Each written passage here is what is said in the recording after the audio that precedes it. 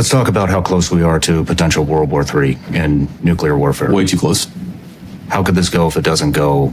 How could this end up in World War III? I think a couple of different ways, right? So I'm sure that Russia has red lines, some of which we're not even aware of in Ukraine.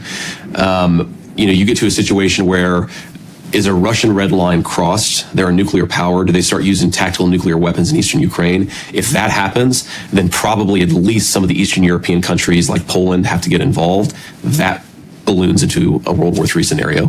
I think the most likely and the most dangerous scenario is Iran and Israel right now. So obviously the Israelis are on high alert. They just had this terrorist attack. They're dealing with Hamas.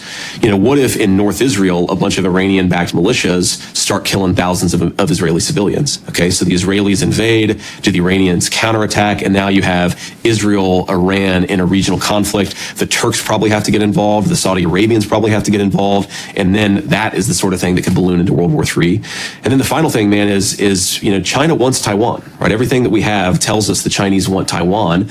America, I think, has left Taiwan in a really crappy position because we've sent all our weapons to Ukraine.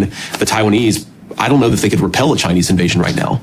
And so do the Chinese invade Taiwan? That leads to some sort of accelerating conflict there. So there are basically at least 3 hotspots in the world right now that each have the potential to become a major worldwide conflict. It's really scary. And this is one of the reasons why I say, you don't want an incompetent as president of the United States right now. You go back, look, there are some people I disagreed with. I disagreed with a lot of George W. Bush's foreign policies, obviously disagreed with a lot of Barack Obama's foreign policies, but these were fundamentally capable human beings, right? Donald Trump is a capable human being. I think more than capable, but I'm biased.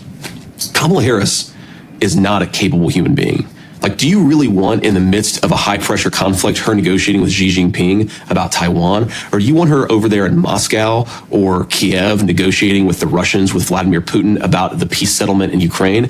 This is scary, scary stuff. And you're talking about a person like Kamala Harris who can't even answer a simple question without retreating into slogans and talking points.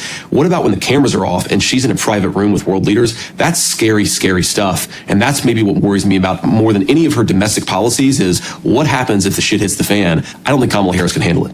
Why do you think China hasn't made a move on Taiwan yet? It seems like every chess player on the globe has made the move since the Biden and Kamala took office.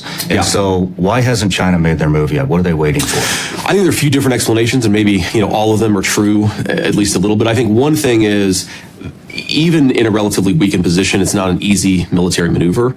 So maybe the Chinese don't want to kill a lot of people, especially their own people. Maybe that destabilizes them politically. That's one solution, or one possible answer. I think another possible answer is, look, Xi Jinping, my understanding, and this is all, guesswork, we're sort of judging with imperfect information, but my understanding is that he is not in the strongest position politically right now, that 5 years ago, or maybe 5 years in the future, he'll be in a slightly stronger political position. And so maybe it's more likely to happen, say, not in 2027, as opposed to, so 3 years from now, as opposed to right now. The other thing that you hear is maybe that the Chinese don't think they ultimately need it. Right. So maybe we're actually misunderstanding what their calculus is. Maybe their attitude is they can control Taiwan from the outside without ever having to invade it and control it from the inside. And there's probably some element of truth to all those explanations. But I think eventually, my guess is they're eventually going to make a real military move on it. It's probably going to be sooner rather than later. I hope not, but we'll see. Because right now, if they do it, we're not in a good position with the leadership we have. Those are some perspectives I haven't heard before. Thank you. Yeah. Let's move on to the border. Sure. So the border, we have, I hear 11 million, 15 million, 21 million. Yeah. Whatever. It's millions and millions and millions of illegal immigrants that are calling the U.S. home now. That's right. We're paying for it. You guys have a plan. I'd like to dive into how exactly are you going to go after and remove all of these immigrants? Yeah. So first, let me preface that because I think you got to stop the bleeding, right? Whenever you got a problem, somebody cuts your leg off, stop the bleeding, and then figure out how you're going to reattach the leg. The stop the bleeding thing that we have to do is reclose the border, right? Re-implement deportations, re-implement the Remain in Mexico policy. I think people don't fully realize that the reason the border is such a nightmare is that somebody will come into the country, say that they're seeking asylum, and if you're Border Patrol, you have to let them into the country. They get a work permit, they can live in the country for 10, 12, 15 years, and then maybe 10, 12, 15 years later, they get a court date to adjudicate whether their asylum claim is legitimate. But of course, most of them don't show up for that court date, right? So that's one of the main reasons why you have an open border. The way that Trump solved that is he made all these people wait in Mexico while their asylum claim was being adjudicated, which which means a lot of people never came to begin with because they didn't want to go to Mexico. They wanted to go to the United States, right? So you re-implement those policies, you get illegal immigration back down much lower. It's well north of 10,000 a day under the last couple of years of Kamala Harris's leadership. Get it much lower, and then you figure out what to do with I think it's probably 25 million illegal aliens who are here right now. So the way I think about this, and I'm asked by the media about this all the time, and I always say, it's like eating a sandwich, right? It's like asking somebody, okay, how are you going to eat this sandwich? It's 10 times as big as your mouth.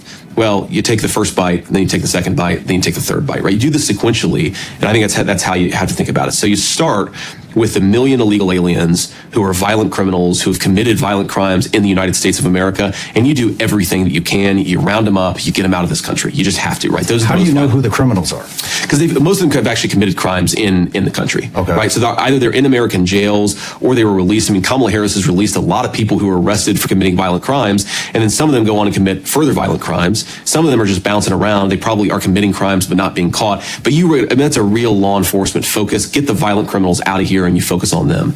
And I think there are a few other things you got to do to make it, frankly, harder for illegal immigrants to take advantage of the country, right? You got to end the Social Security fraud and the Medicare fraud so that people aren't able to get free benefits, free health care. What I think we ought to do, I actually have a piece of legislation on this in the Senate, is you tax remittances, right? Because you think about somebody comes in here, they're an illegal alien, they're working, and they're sending all their money back home.